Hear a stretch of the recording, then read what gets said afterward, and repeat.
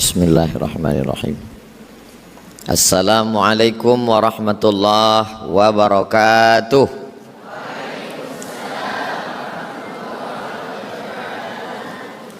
Alhamdulillahi wa kafa, wassalatu wassalamu ala al-habibil mujtaba wa ala alihi wa ashabihi ahli tuqa wal wafa. Subhanaka la ilma lana illa ma'allamtana innaka antal alimul hakim.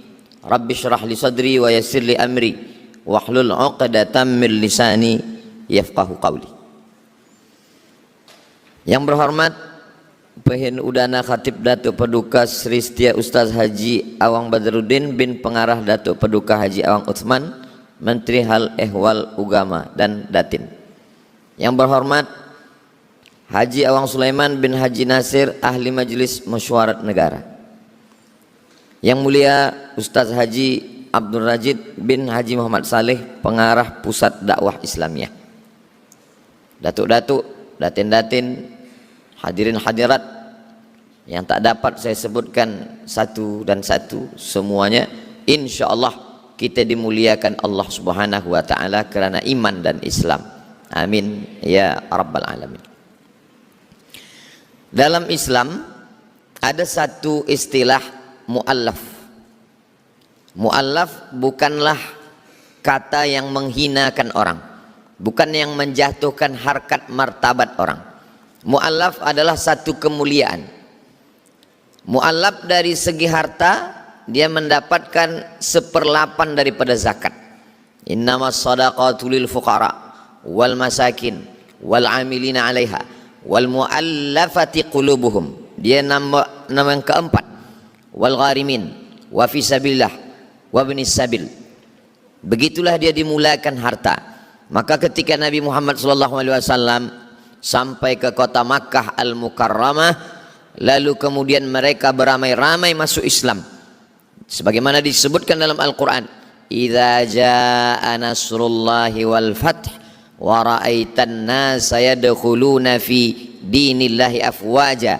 Mereka berbondong-bondong beramai-ramai masuk Islam. Satu di antara yang masuk Islam pemimpinnya adalah Muawiyah. Di antaranya ayah daripada Muawiyah yaitu Abu Sufyan. Nabi memberi Abu Sufyan 100 ekor unta. Dan siapa saja yang masuk ke rumah Abu Sufyan, kata Nabi, man dakhala baita Abi Sufyan fahuwa amin. Siapa yang masuk ke Ka'bah aman. Siapa yang masuk ke Masjidil Haram aman. Dan siapa yang masuk ke rumah Abu Sufyan, dia pun juga aman. Maka dalam Islam mu'allab dimuliakan, dihormati. Itu dari segi masalah harta. Bagaimana pula dengan catatan dosa? Orang yang mu'allaf masuk Islam, maka dia bersih, tak ada dosa. Jadi kalau dibandingkan Ustadz Abdul Samad dengan mu'allaf, maka lebih mulia lagi mu'allaf, karena mu'allaf tak ada dosa. Ustadz Abdul Samad dosa tak terhitung lagi, banyak betul. Man kasura kalamuhu kasura saktuhu. Siapa yang banyak cakapnya, dialah yang paling banyak dosanya. Maka di antara kita ini semua, saya yang paling banyak dosa sebab banyak cakap. Mudah-mudahan Allah mengampuni segala silap salah saya. Tentang masalah nama mu'allaf. Mu'allaf diambil dari kata allafa yu'allifu. Seorang yang menulis buku disebut dengan mu'allif, karena dia mengumpulkan dalil, Quran, hadis, ijma', qiyas, syar'u man qablana, saddu zara'i, qaulus sahabi, istihsan, istishab, urf, disatukannya menjadi satu. Maka mu'allaf adalah orang yang tercerai berai jauh, lalu dia disatukan lagi ke dalam Islam. Mu'allaf mengandung makna, kalau ada sesuatu yang liar, maka dia dijinakkan, disebut dengan alif. Maka mu'allaf mungkin dia selama ini jauh, maka dia didekatkan lagi kepada Allah Subhanahu wa taala, disebut dengan muallaf.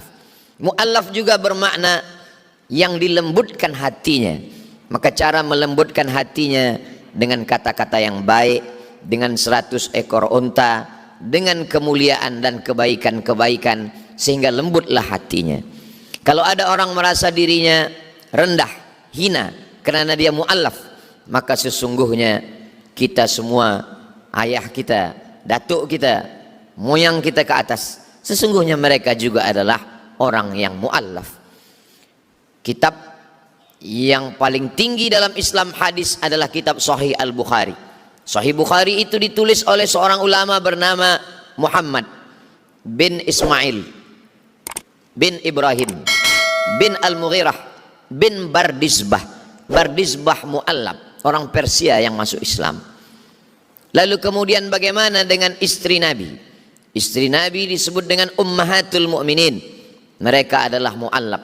Di antaranya adalah seorang perempuan, nama ayahnya Huyai, nama datuknya Akhtab.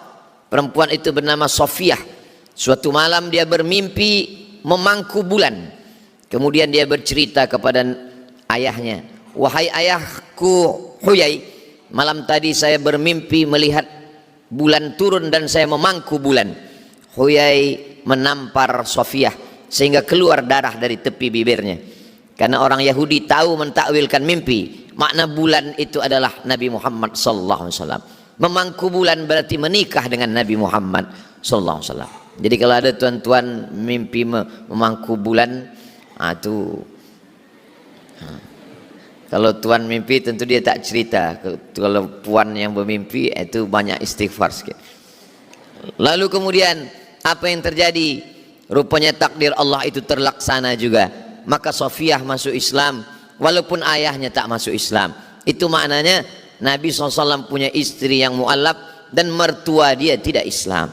Jadi kalau ada di antara tuan yang punya mertua tak Islam, maka itu juga dialami oleh Nabi Muhammad sallallahu alaihi wasallam. Lalu kemudian di antara sahabat-sahabat, mereka datang dari Persia, mereka menyembah api. Suatu ketika dia tengok api, apakah mungkin api ini yang menciptakan saya? Sedangkan api ini boleh padam. Kalau dia boleh padam, boleh mati, bagaimana dia menghidupkan saya? Tentu yang menghidupkan itu yang tak boleh mati. Maka lepas itu dia mencari Tuhan. Selepas dari Persia dia pergi ke Dimashq. Sampai di Dimashq dia tengok ini Tuhan. Tapi lama-lama dia berpikir, bagaimana dia disebut Tuhan? Dia tak mendatangkan manfaat, dia pun tak boleh menolak mudarat. Sampai akhirnya dia dengar ada seorang nabi di Jazirah Arab. Sampai ke sana dia pun bersyahadat. Nama lelaki itu adalah Salman Al-Farisi. Salman Al-Farisi adalah seorang mu'allab, berasal dari Persia. Lalu kemudian ada seorang laki-laki, dia menyembah Tuhan. Nama Tuhannya Naham. Jadi Tuhan ketika itu banyak. Ada Lata, ada Uzza, ada Manat, ada Hubal, ada Jibti, ada Taghut, ada Naham. Satu kampung satu Tuhan. Di kampung itu nama Tuhannya Naham. Pagi-pagi dia bawa susu untuk jamuan kepada Tuhan. Wahai Tuhan, inilah susu untuk engkau. Berikanlah aku manfaat kebaikan hari ini dan jauhkanlah mudarat daripada aku. Tak lama sesudah itu dia berdoa, dia pejam mata, dia tengok, buka mata, air susu itu berkurang. Rupanya sudah diminum anjing. Air susu sudah habis, tak lama, mohon maaf, tak sopan, tak ada adab, tapi memang begitulah riwayatnya. Tak lama air susu itu habis, anjing itu pun mengangkat kakinya satu dan mengencingi Tuhan itu. Lama-lama dia berpikir, kalau mendatangkan manfaat untuk dirinya pun tak boleh, menolak mudarat pun tak boleh, air susunya diminum dia tak boleh melawan, dikencingi dia pun tak boleh melawan, apalah guna aku menyembah dia? Dia mendengar ada seorang nabi, maka dia datang dan dia bersyahadat. Laki-laki itu bernama Abu Dzar Al-Ghifari. Jadi mereka adalah orang-orang yang mu'allab masuk Islam. Oh, saya ini masuk Islam dah tua Ustaz. Berapa umur masuk Islam? Umur 30 tahun. Nabi SAW mendapatkan wahyu berumur 40 tahun. Abu Bakar dengan Nabi beza umurnya 2 tahun. Bila Nabi mendapatkan wahyu umur 40, maknanya Abu Bakar Siddiq masuk Islam umur 38 tahun. Dia mu'allab umur 38 tahun. Ketika Nabi berumur 25 tahun, menikah dengan Khadijah berumur 40 tahun.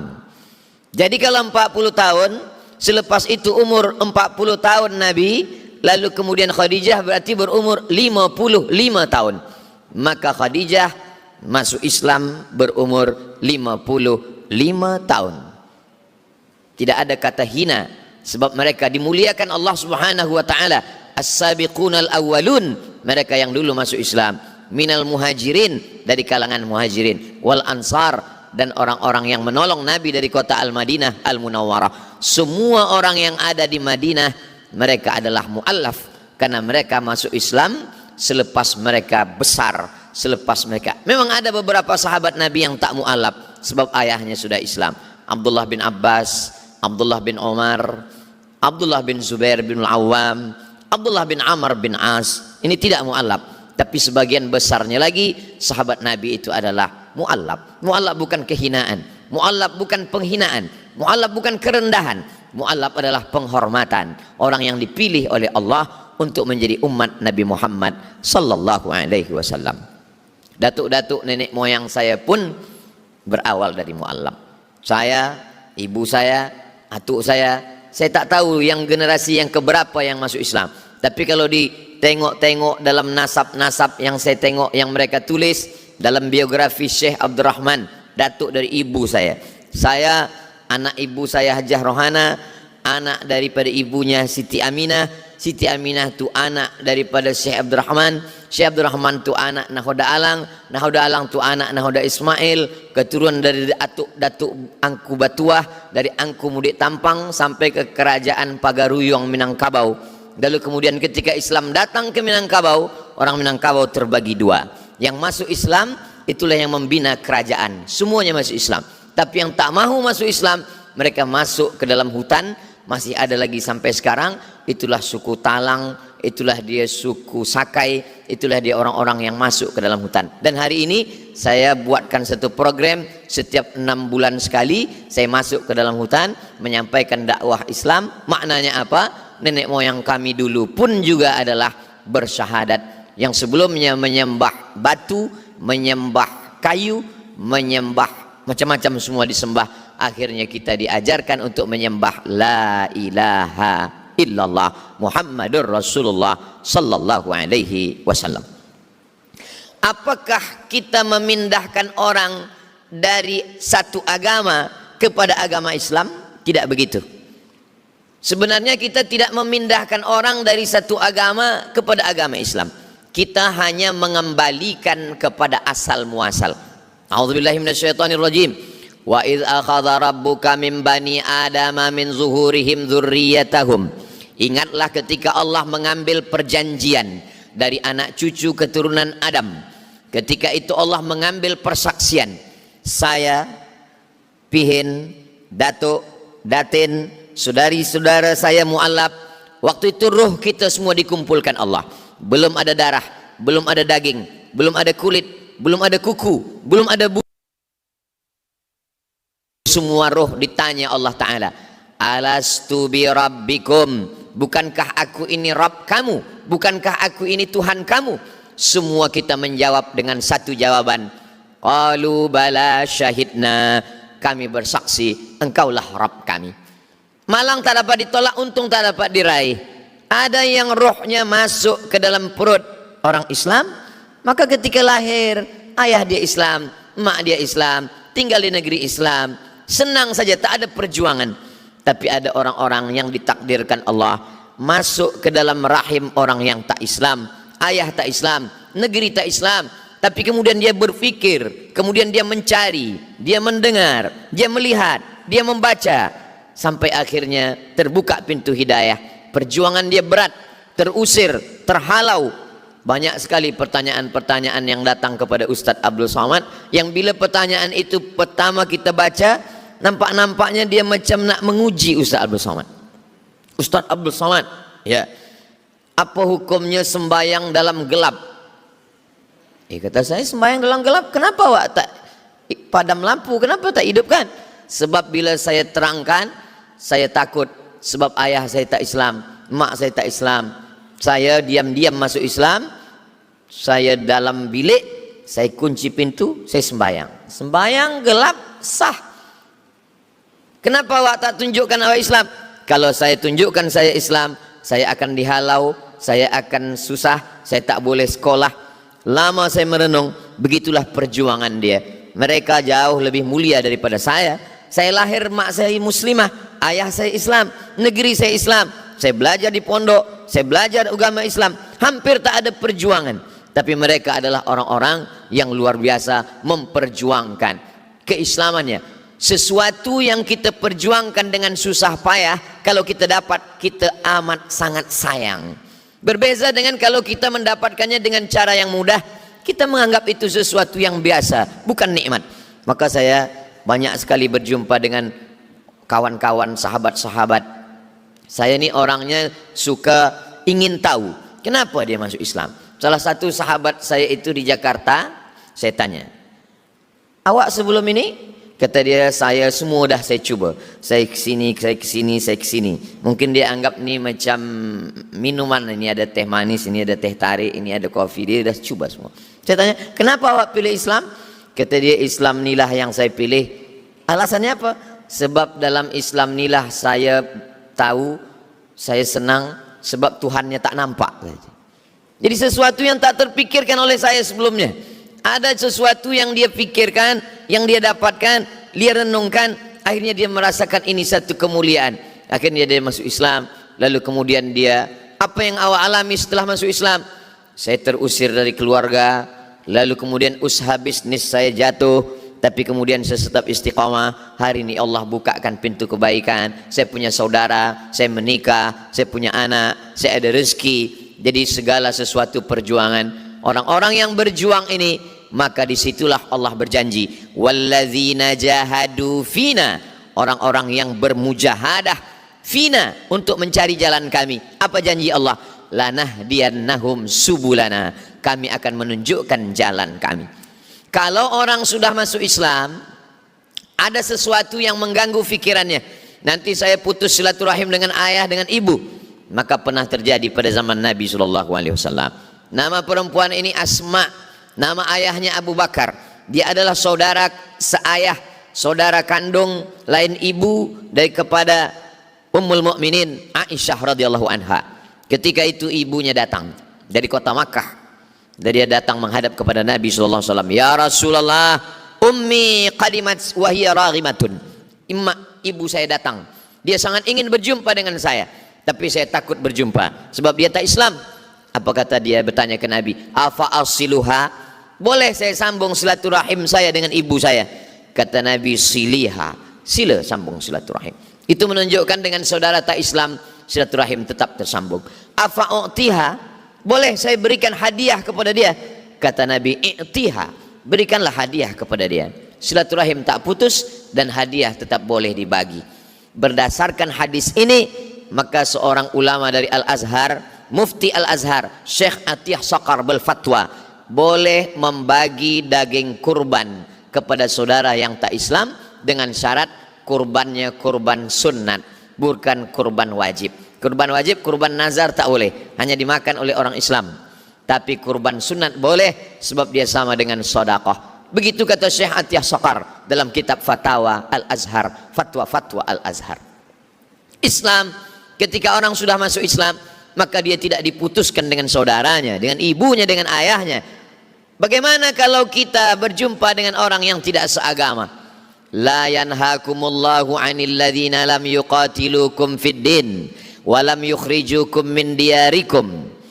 Kalau mereka tidak memerangi kamu, mereka tidak menghalau kamu dari kampung halaman kamu, dua, maka balaslah mereka dengan dua. Antabarruhum, buat baik pada mereka, wa tuqsitu ilaihim, bersikap adillah kepada mereka. Begitu indahnya susunan Al-Quran. Dua mereka lakukan, balas dengan dua. Mereka tidak membunuh kamu, mereka tidak menghalau kamu dari rumah, dari kampung kamu, balas dengan dua. Antabarruhum, buat baik, wa tuqsitu ilaihim, bersikap adil. Bagaimana dengan baik? Khair baik, hasan baik, jayyid baik, tayyib baik. Tapi kenapa pada orang yang tak Islam Allah pilih kata antabarruhum? Kata Syekh Yusuf Al-Qardawi, sengaja Allah memilih kata barru.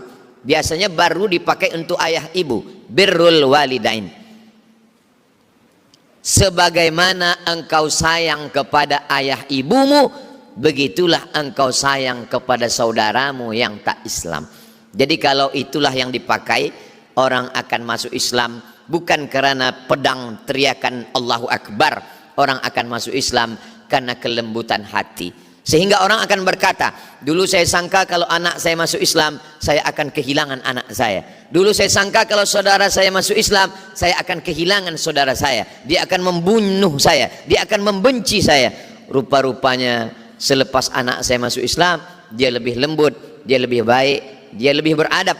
Maka itulah sebenarnya dakwah. Adapun yang tazkirah, adapun yang ceramah, adapun yang khutbah, belum tentu menyentuh hati. Maka betul kata-kata ahli hikmah, lisanul hal, perbuatan, absah min lisanil maqal, lebih sampai ke hati daripada cakap. Berapa banyak cakap dakwah, mari kita masuk Islam, orang tak tersentuh hatinya, tapi dengan perbuatan yang sudah masuk Islam, bersikap lembutlah, sebagaimana wa ma arsalnaka illa rahmatan, kasih sayang kepada saudara. Itulah yang membuat saudara kita tertarik untuk masuk ke dalam agama Islam. Ada seorang ulama namanya Al-Imam Al-Hasan Al-Basri. Imam Al-Hasan Al-Basri masuk dalam golongan tabi'in. Orang yang berjumpa dengan sahabat disebut dengan tabi'in. Sahabat yang berjumpa dengan Nabi disebut dengan sahabat Nabi. Beliau berada di kota Basrah, Irak. Suatu hari Imam Hasan Al-Basri sakit. Lalu kemudian jirannya datang. Di Irak masih banyak yang tak Islam. Jirannya ini tak Islam. Dia masuk ke dalam rumah Imam Al-Hasan Al-Basri, dia tengok di tempat tamu. Mana Imam Hasan Basri? Hasan Basri ada di kamar. Dia ada di dalam bilik. Lalu kemudian tamu yang tak Islam tadi masuk ke dalam bilik. Sampai di dalam bilik dia tengok ada bejana, ada tempat menampung air yang keluar dari atas. Wahai Hasan Al-Basri, ya, air apa yang tumpah dari atas ini? Kata Imam Hasan Basri, saya tak tahu entah air apa, saya tampung saja. Kata dia, itu yang di atas itu adalah rumah saya, tepi bukit, bilik saya. Itu adalah tandas yang bocor, airnya turun ke bawah. Sudah berapa lama engkau menahankan air ini?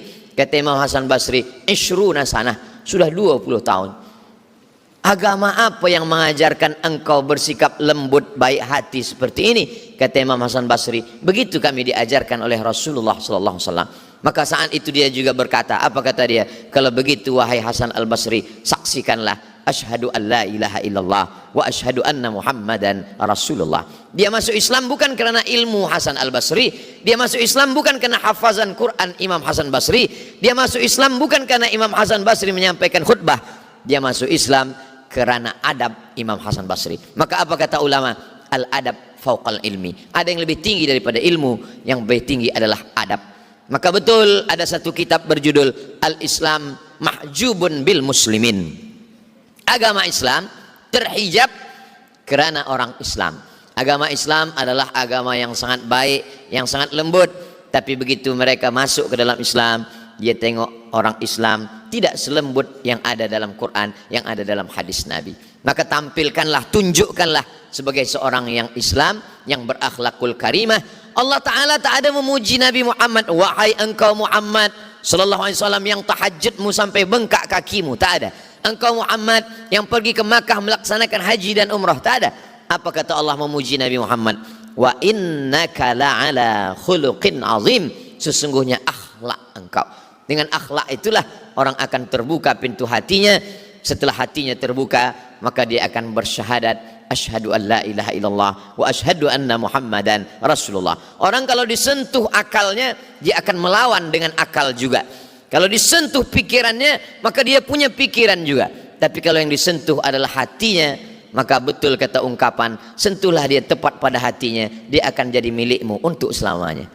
Jadi kalau kita boleh menyentuh hati saudara kita dengan akhlakul karimah, la tahqiranna minal ma'rufi syai'a, jangan engkau kecilkan perbuatan baik walaupun nampaknya kecil. Macam mana? An tulqiya akhaka biwajhin talqin, berjumpa dengan orang dengan wajah yang cerah, dengan wajah yang senyum. Islam mengajarkan orang kaya boleh bersedekah dengan harta emas dan perak. Bagaimana dengan orang yang biasa-biasa saja? Apa kata Nabi? Tabassumika fi wajhi akhika sadaqah, senyummu ke wajah saudaramu adalah sedekah. Orang yang kaya dia boleh membina masjid. Bagaimana kalau kita tak boleh membina masjid? Man shalla itsnatai asyarata raka'ah, Siapa yang sholat 12 rakaat, 4 rakaat sebelum zuhur, 2 rakaat selepas zuhur, 2 rakaat selepas maghrib, 2 rakaat selepas isya, 2 rakaat sebelum subuh, 4 rakaat sebelum zuhur, 2 rakaat selepas zuhur, 2 rakaat selepas maghrib, 2 rakaat selepas isya, 2 rakaat sebelum subuh, banallahu lahu baitan fil jannah, maka Allah benakan untuk dia satu tempat dalam surga. Udkhulu min abwabin mutafarriqah, masuklah dari pintu-pintu yang banyak. Ada orang masuk surga karena sedekahnya, ada orang masuk surga karena jihad fisabilillah, ada orang masuk surga dari babus shalah karena salatnya, ada orang masuk surga dari babul qazimina anil ghaiz, menahan amarah karena sabarnya. Itulah mengapa surga dibuat Allah pintunya banyak, karena banyak cara untuk mencari ridha Allah subhanahu wa ta'ala. Tapi ada satu orang yang disebut Nabi, dakhala min haitsu sya'a, dia akan masuk surga dari pintu mana yang dia sukai. Dia adalah Abu Bakar Siddiq. Dia masuk dari pintu salat, dia masuk dari pintu sedekah, dia masuk dari pintu sabar, dia masuk dari pintu jihad. Mudah-mudahan kita, andai semua pintu itu tidak terbuka, paling tidak salah satu pun terbuka, alhamdulillah. Yang kita khawatirkan masuk ke sana semua pintu tertutup, na'udzubillah. Maka di antara doa kita adalah wa adkhilnal jannata, masukkan kami ke dalam surga ma'al abrar, bersama orang-orang yang baik. Jadi ketika kita mengajak saudara masuk ke dalam Islam dengan akhlak, dengan rahmat, dengan kasih sayang, kita tidak sedang memindahkan orang dari satu agama ke agama Islam. Kita hanya mengembalikan dia kepada agama asalnya. Karena dulu ruhnya sudah bersaksi, engkaulah Tuhan kami. Antaqulu yaumal qiyamati inna kunna an hadza ghafilin. Tapi kemudian kami lalai, kami lupa. Sebab mak kami tak Islam, sebab datuk nenek kami tak Islam, sebab ayah kami tak Islam, kami lupa, kami lalai. Orang yang lupa itu diingatkan lagi. Kita pun tidak semuanya ingat. Saya hanya boleh mengingat semua peristiwa yang terjadi pada umur 5 tahun. 5, 6, 7, 8. Saya tak ingat bila saya belajar berjalan. Saya tak ingat saat saya jatuh telungkup telentang. Saya tak ingat kapan saya belajar bercakap. Kita diingatkan oleh orang lain, kita tidak ingat. Masumiyal insanu bi insanin illa linisyanihi. Manusia ini disebut dengan manusia karena lupanya. Jadi asal kata manusia dari kata nasya, lupa. Ada orang yang ingatnya hanya 20 jam sebelumnya. Kalau ditanya yang semalam dia tak ingat, namanya demensia. Tapi ada yang lebih parah lagi, lupa anak, lupa bini, lupa kampung, lupa nama, amnesia. Kita bahas baru setakat manusia, kita lupa. Orang yang lupa bahwa dia dulu pernah bersyahadat, maka dia diingatkan balik. Ingat mengingatkan itu bahasa Arabnya tazkirah. Hazihi tazkirah. Ini adalah ingat mengingatkan. Ingat mengingatkan itu bahasa Arabnya tausiyah. Wa tawasau bil haq wa tawasau bis sabr. Kadang saya ingat, sayalah yang selalu mengingatkan. Pernah satu subuh saya bagi tazkirah tentang hadis isbir, bersabarlah.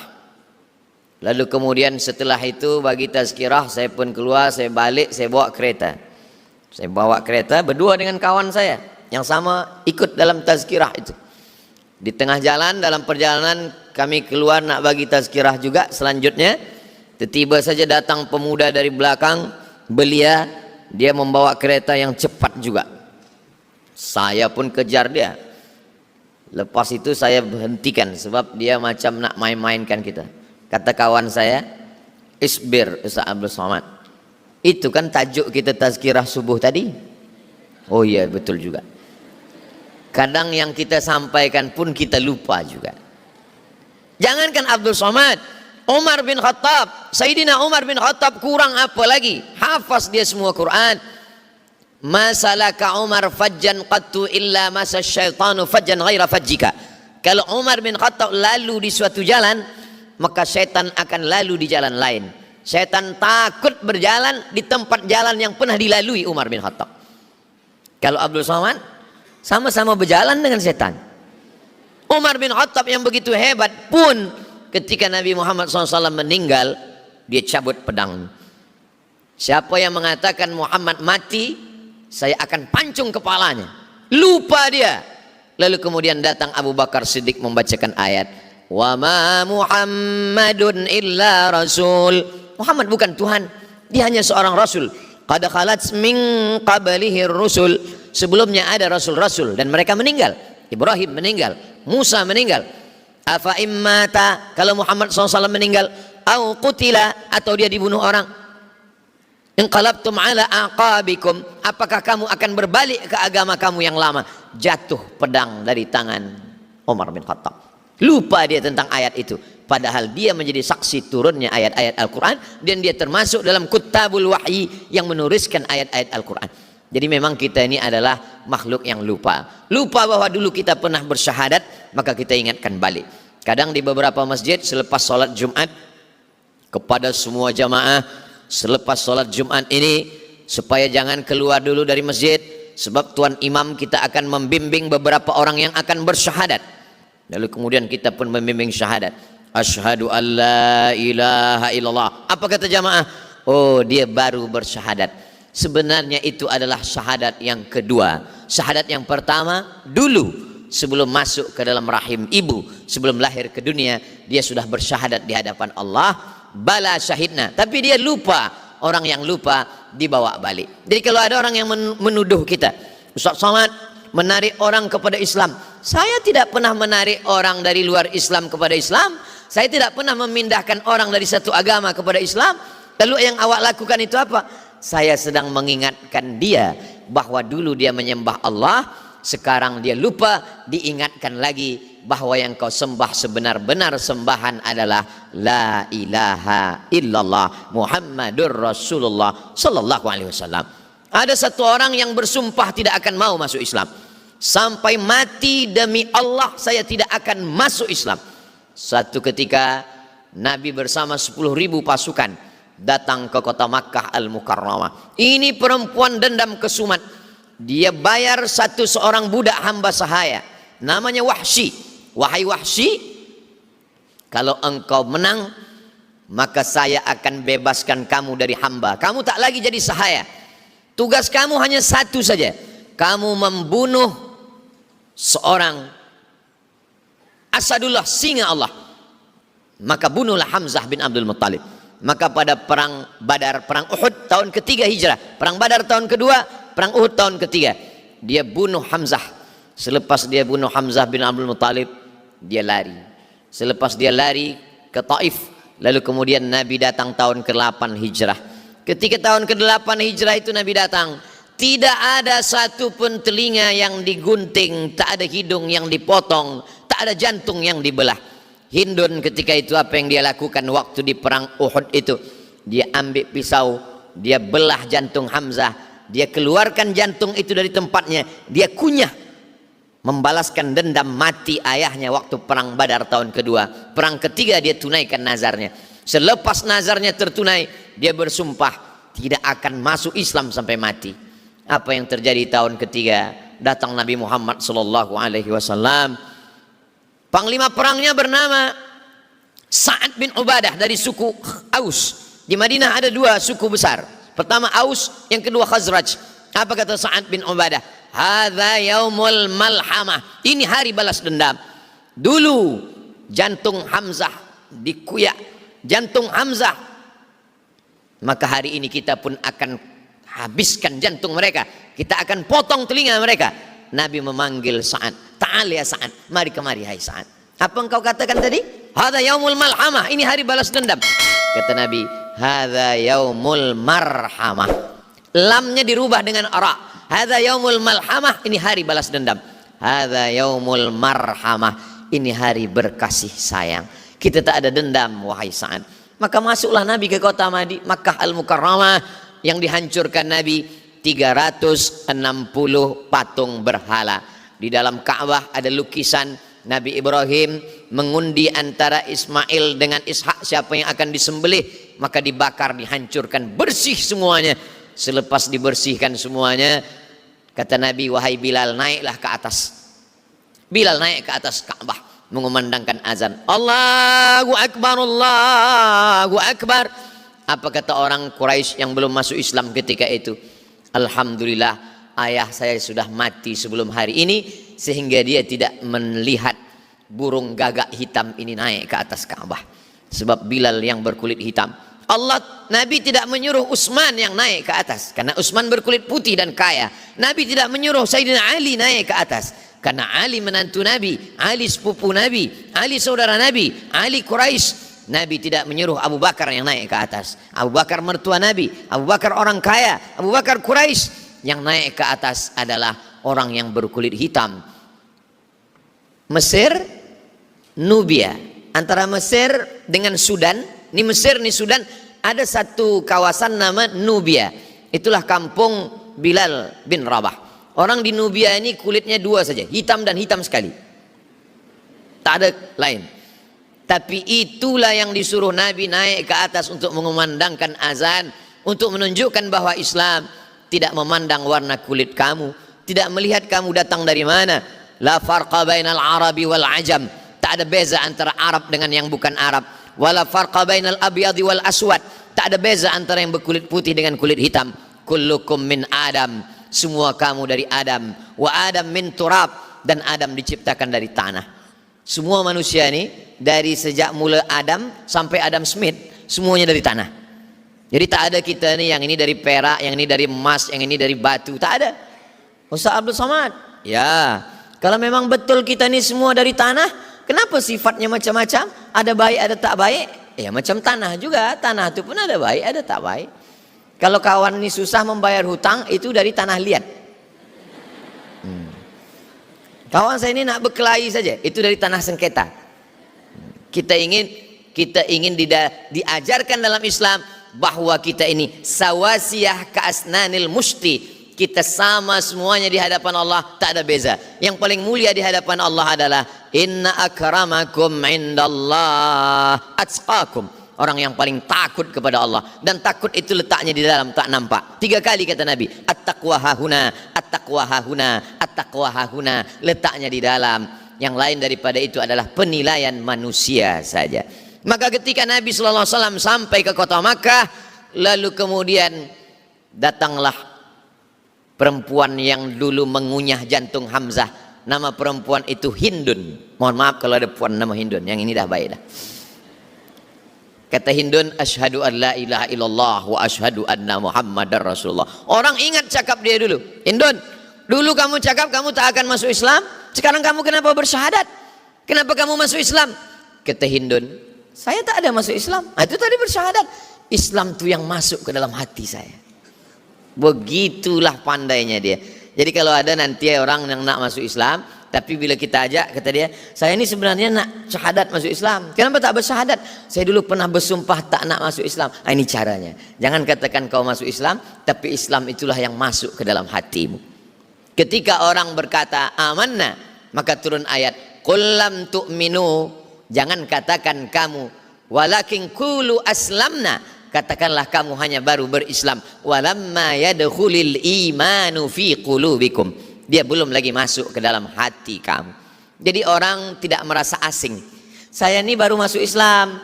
Dia tidak mengatakan, saya ini datang ke tempat ini tempat yang baru. Tidak. Orang yang masuk Islam, dia bukan datang ke tempat yang baru. Dia sedang kembali ke rumahnya yang asal. Rumah dia yang asal adalah Islam. Lalu kemudian dia lupa, dia berjalan ke sana, dia berjalan kemari. Pada akhirnya dia akan balik lagi ke dalam agama Islam. Mereka mengatakan Ibrahim adalah Yahudi. Mereka mengatakan Ibrahim adalah Nasara. Dibantah Allah. Makana Ibrahimu Yahudiyan. Ibrahim bukan Yahudi. Wala Nasraniyan. Ibrahim bukan Nasara. Walakin kana hanifan muslima. Ibrahim adalah seorang yang Muslim. Wa ma ana minal musyrikin. Dan kita tidak mempersekutukan Allah dengan sesuatu apapun. Ketika sudah masuk Islam, maka jangan merasa asing. Jangan merasa aneh. Jangan merasa tidak selesa, karena sesungguhnya engkau sudah kembali ke tempatmu yang asal, menjadi seorang muslim yang menyerahkan dirinya kepada Allah Subhanahu wa ta'ala. Islam mengajarkan kesucian, kebersihan. Maka selepas bersyahadat, dia mandi masuk Islam. Begitu juga dengan orang Islam yang bersalah, berdosa. Ma min muslimin yudhnibu dzamban. Ada orang Islam, asalnya Islam, ayahnya Islam, maknya Islam, tapi dia sempat silap, khilaf, salah, buat salah, berdosa. Maka paling elok mandi. Namanya mandi taubat, bukan mandi masuk Islam. Macam mana mandi taubat Ustaz? Basah semua dari ujung kaki hingga ke ujung rambut. Boleh saya mandi di bilik? Boleh. Mandi di swimming pool? Boleh. Apalagi di Brunei Darussalam, negeri yang indah di tepi laut. Boleh saya mandi di laut? Boleh. Kalau mandi di laut bukan cuma dosa hilang, orangnya hilang sekali. Mandi. Nah, selepas itu kemudian ya tatahhar, berwudu. Selepas itu yusalli raka'ataini, sembahyang 2 rakaat. Saya belum lagi hafaz iftitah sunat, baca ayat pun sunat. Baru masuk Islam, Allahu Akbar kabira tak hafaz, ayat-ayat pendek tak hafaz, baca saja Al-Fatihah. Al-Fatihah pun tak hafaz, maka carilah ayat sebanyak panjang Al-Fatihah 7 ayat. Tak juga hafaz, maka diulanglah basmalah 7 kali sepanjang Al-Fatihah. La salata, tidak sah salat liman lam yaqra' bi Fatihatil kitab, bagi sesiapa saja yang tidak membaca Al-Fatihah. Tidak ada iftitah, tidak ada ayat, hanya Fatihah saja. Insyaallah 2-3 hari sudah mengingat. Bismillahirrahmanirrahim. Kenapa tidak Bismillahil Azizil Hakim? Kenapa tidak Bismillahil Jabbaril Mutakabbir? Kenapa tidak Bismillahil Qawiyil Matin? Kenapa Bismillahirrahmanirrahim? Karena yang di awal kali pertama jumpa yang ditampilkan adalah Rahman, kasih sayang. Rahman, kasih. Rahim, sayang. Bismillahirrahmanirrahim. Dengan nama Allah yang maha kasih dan sayang. Nanti puan-puan ditanya oleh anak, tuan juga begitu. Ayah, mak, Bismillahirrahmanirrahim. Ya, dengan nama Allah yang maha kasih dan sayang. Ya. Apa beza kasih dan sayang? Kalau kasih itu kasih, kalau sayang itu sayang. Ar-Rahman, semua dapat. Yang baik dapat, yang tak baik pun dapat. Yang taat dapat, yang maksiat pun dapat. Macam orang pelihara ayam, pagi-pagi dia bagi padi beras. Semua ayam dapat. Ayam yang baik, ayam jantan, ayam betina, ayam kecil, ayam besar, semua dapat. Begitulah Allah membagi Rahman. Tapi kemudian ada yang dapat Rahim. Rahim hanya orang beriman saja. Makanya kalau kita baca ayat Ghafurur Rahim, tak ada Ghafurur Rahman. Karena Ghafur, ampunan Allah, hanya diperolehi oleh orang yang dapat Rahmannya saja. Bismillahirrahmanirrahim. Selepas itu Alhamdulillah. Segala puji hanya milik Allah subhanahu wa ta'ala. Ustaz Abdul Somad kalau sudah sampai ke Brunei Darussalam, Masya Allah, tabarakallah, yang memanggil, yang menghimbau, yang menyebutnya adalah yang mulia, yang berhormat, pihin, datuk-datuk, datin-datin, yang kami muliakan Ustaz Abdul Somad, Profesor, Syekh, Doktor, PhD, datuk, semua. Satu lagi tinggal yang belum, almarhum. Semua sudah disebutkan. Tapi bagaimana supaya melembutkan hati kita? Kita katakan Alhamdulillah, semua ini milik Allah. Dia pinjamkan sikit saja kepada saya sebelum kematian datang. Kita pakai. Selepas itu nanti balik lagi kepada Allah. Alhamdulillahi Rabbil Alamin. Ketika kita katakan Rabb, makna Rabb 3. Dia yang mencipta saya, dia yang mengatur hidup saya, dia yang memberi rezeki kepada saya. Maka ketika kita dalam susah hati, kita merasa sendiri, kita merasa takut, kita merasa cemas, maka dikuatkan dengan Alhamdulillahi Rabbil Alamin. Dia yang mencipta saya, dia yang mengatur hidup saya, dia yang memberi saya rezeki. Ar-Rahmanir-Rahim. Diulang 2 kali. Biasanya kalau ulang 2 kali itu penekanan makna. Esok kita ada jemputan majlis. Awak datang ke tak datang? Saya datang. Dia tanya itu kan, datang tak datang? Saya datang. Datang ke tak datang? Wallahi tallahi billahi saya datang. Biasanya penekanan itu untuk menguatkan hati. Ar-Rahmanir Rahim, Maliki Yaumiddin. Dialah yang memiliki hari akhirat nanti. Kita semua akan kembali menghadap Allah Subhanahu wa taala.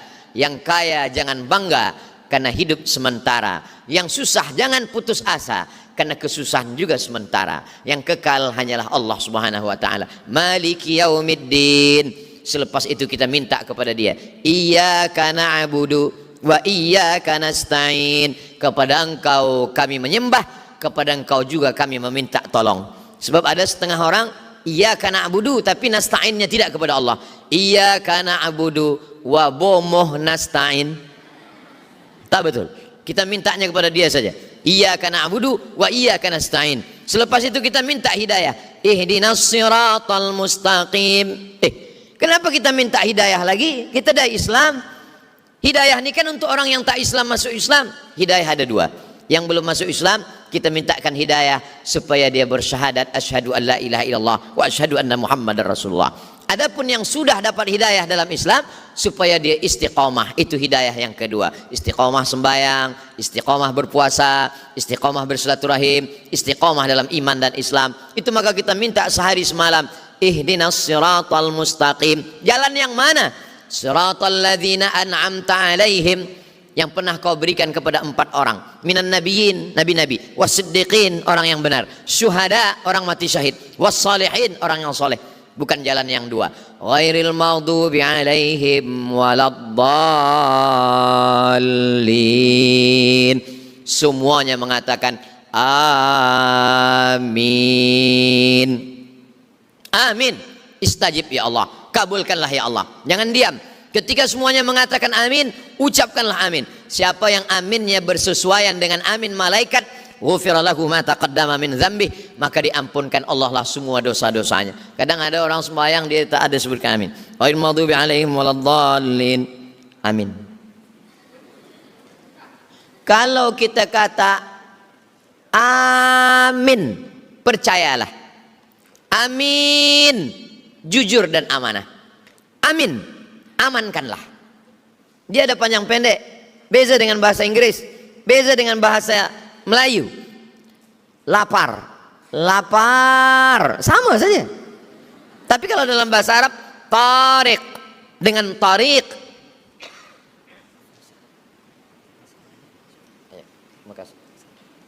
Maka kita semua diberikan masa untuk belajar.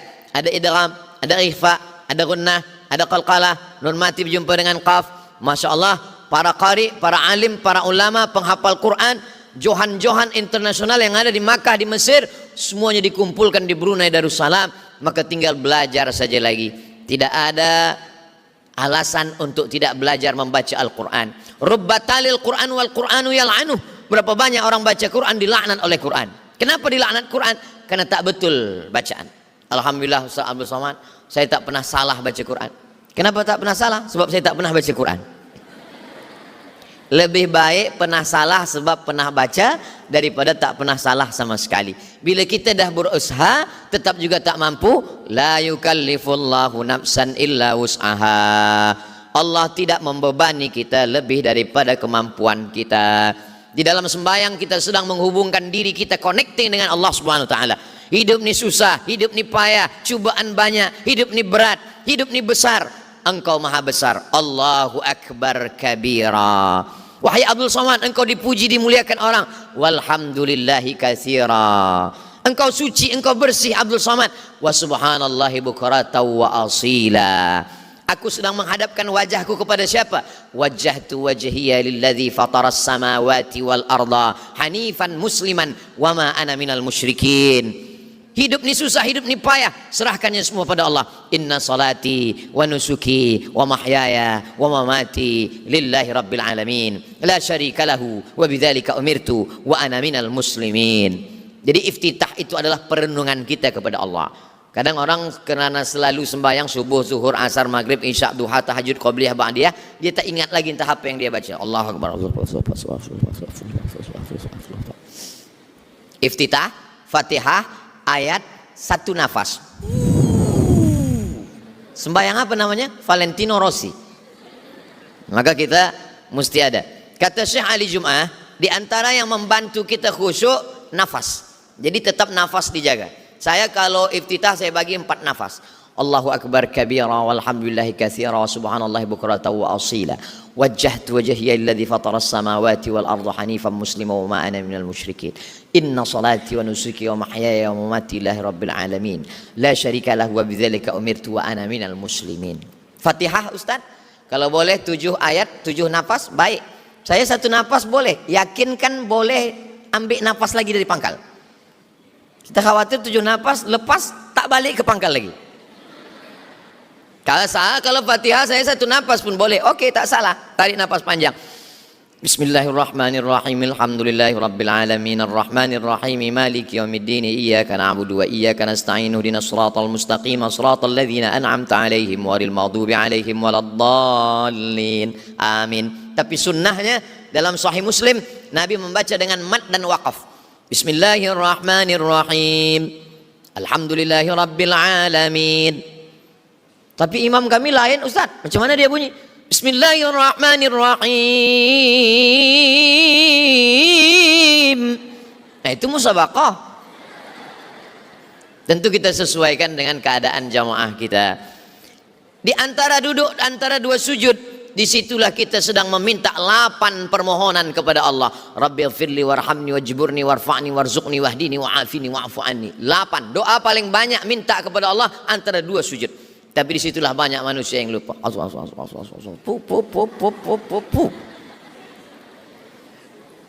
Lalu kemudian pada tasyahud di akhir, kalau di awal 4 kita serahkan pada Allah, inna salati wa nusuki wa mahyaya wa mamati lillah, maka pada tasyahud 4 juga at-tahiyatul mubarakatul salawatut thayyibatu lillah. At-tahiyatul segala penghormatan, mubarakatul segala keberkahan, salawatul segala salat doa-doa, thayyibatul segala yang baik-baik, bukan punya saya, lillah.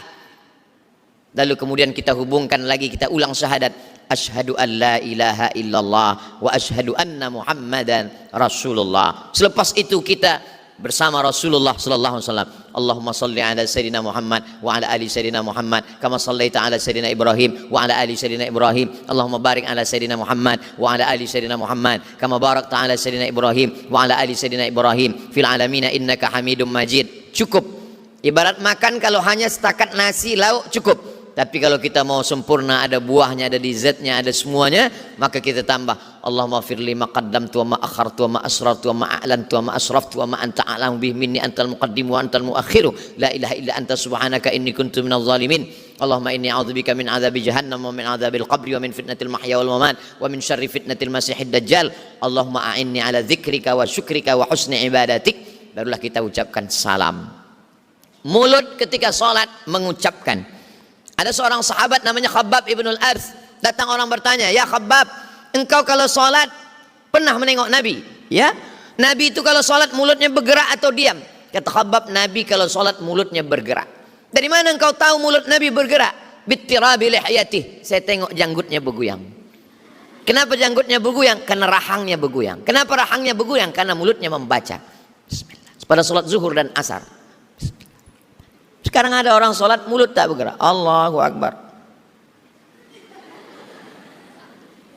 Ini semua adalah, tapi kalau saya baca nanti kawan saya sebelah terganggu. Yang terganggu itu kalau dia baca sampai pada tashwish, mengganggu. Tapi kalau pada hamsah hanya didengar setakat telinga dia, maka dia tidak akan mengganggu orang lain. Begitulah kita diajarkan. Selepas itu kita salam. Assalamualaikum warahmatullahi. Assalamualaikum warahmatullah. Bersalaman. Mana boleh bersalaman selepas sembahyang? Kata Imam Nawawi, kalau sebelum sembahyang tadi dia tak ada bersalaman, selepas sembahyang dia baru bersalaman, sunnah. Kalau sebelum sembahyang dia sudah bersalaman, selepas sembahyang dia salaman lagi, mubah.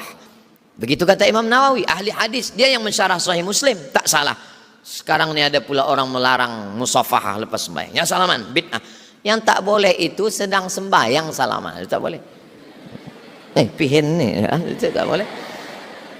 Kalau kita lepas sembahyang apa salah? Tak baik. Lepas sembahyang duduk berzikir, mengingat Allah Subhanahu wa taala, istighfar. Kalau saya jadi imam saya kuatkan. Saya dibagi maklumat 60 menit, masih ada 5 menit lagi. Maka istighfar. Astaghfirullahalazim, astaghfirullahalazim, astaghfirullahalazim. La ilaha illallah wa la syarikalah, lahul mulku wa lahul hamdu yuhyi wa yumiitu wa huwa ala kulli syai'in qadir. Allahumma antas salam. Kenapa Ustaz Somad jaharkan? Sebab di belakang ada orang baru masuk Islam. Kenapa Ustaz jaharkan?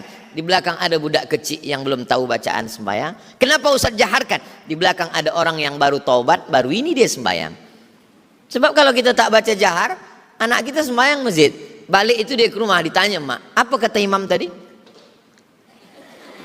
Dia tak dengar apa bacaan imam. Itulah maka kita baca jahar. Selepas itu kita pun berzikir, lepas itu berdoa bersama. Ad-da'i wal mu'ammin fil ajri sawa. Yang berdoa dengan yang mengaminkan pahalanya sama. Qad ujibat da'watukuma. doa kamu berdua dikabulkan Allah. Padahal yang berdoa Nabi Musa, yang mengaminkan Nabi Harun. Amin, amin, amin. Kita di Brunei Darussalam tak masalah menyebutkan amin, tidak ada masalah. Yang jadi masalah sekarang di Indonesia tak boleh nyebut amin, sebab dah dekat nak pilihan raya. Itulah 60 menit yang boleh saya sampaikan. Ada 2 soalan saya jawab. Apa pandangan yang mulia Ustadz tentang mu'alaf yang merujuk dan mempelajari ilmu agama melalui YouTube, media sosial dan secara berguru? Yang pertama, yakinkan ustaz yang ada di YouTube itu memang ada di alam nyata ini. Apa maksud ustaz? Sebab ada beberapa yang di YouTube dia tak ada.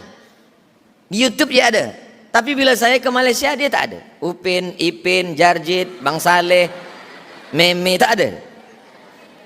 Sekarang ni ada AI, itu dia ada suara, ada rupa, tapi orangnya tak ada. Jangan, kita tak belajar dengan dia. 2, belajar dengan ustaz, syekh, tuan guru, habib yang ahlus sunnah wal jamaah.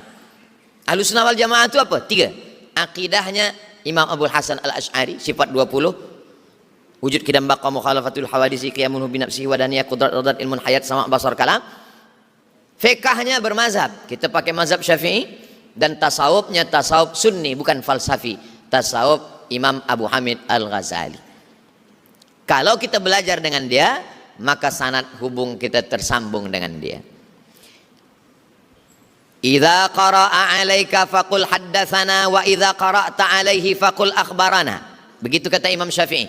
Kalau gurumu membacakan hadis kepadamu engkau mendengar, maka saat meriwayatkan nanti engkau boleh mengatakan haddatsana Abdus Samad.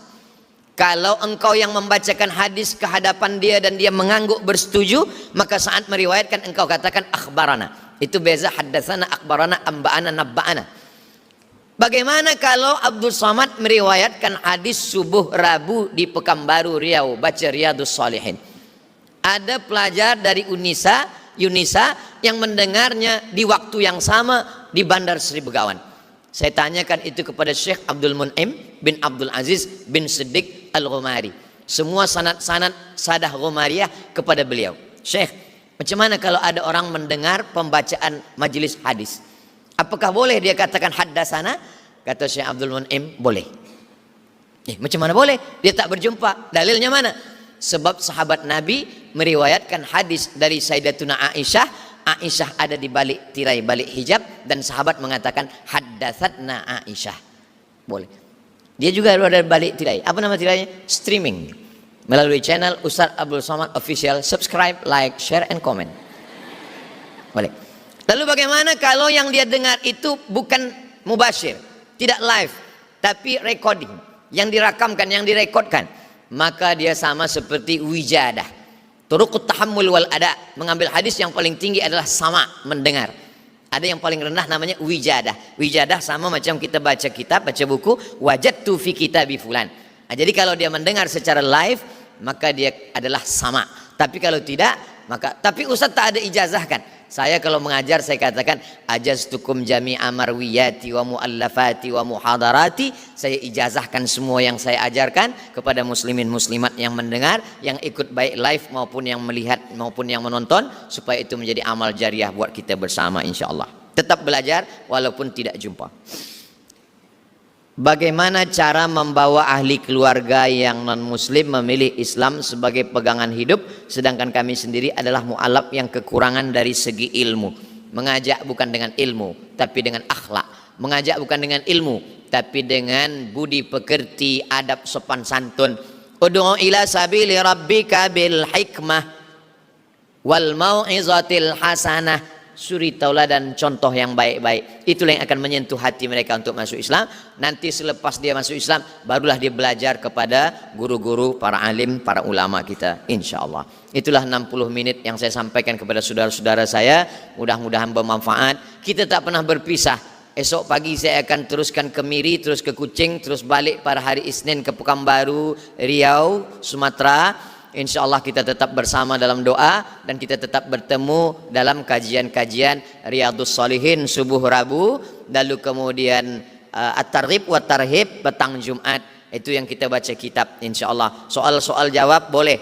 tentang masalah sembahyang, tentang masalah puasa, tentang masalah maulid, tulis saja di YouTube itu hukum talqin mayit UES. Keluar. Semua dah ada, tinggal kita tengok, kita baca, kita dengar, kita amalkan. Saya dimintakan untuk di akhir membaca, kita sama bersolawat. Salatullah salamullah ala taha rasulillah. Salatullah salamullah ala yasin habibillah. Tawassalna bismillah wa bil hadi rasulillah wa kulli mujahidin lillah bi ahlil badri ya Allah. Mudah-mudahan dengan berselawat Allah naikkan kita 10 derajat kemuliaan, Allah berikan kita 10 kebaikan, Allah hapuskan semua dosa-dosa kita di hadapan Allah, dan kita diakui sebagai umat Nabi Muhammad sallallahu alaihi wasallam. Itulah yang boleh saya sampaikan. Terima kasih atas segala perhatian. Mohon maaf atas segala kekhilafan dan kesilapan. Saya tutup dengan pantun penutup kerana kita berada di bumi Melayu, menangkap puyuh di Bukit Selasih. Thank you dan terima kasih. Assalamualaikum warahmatullahi wabarakatuh.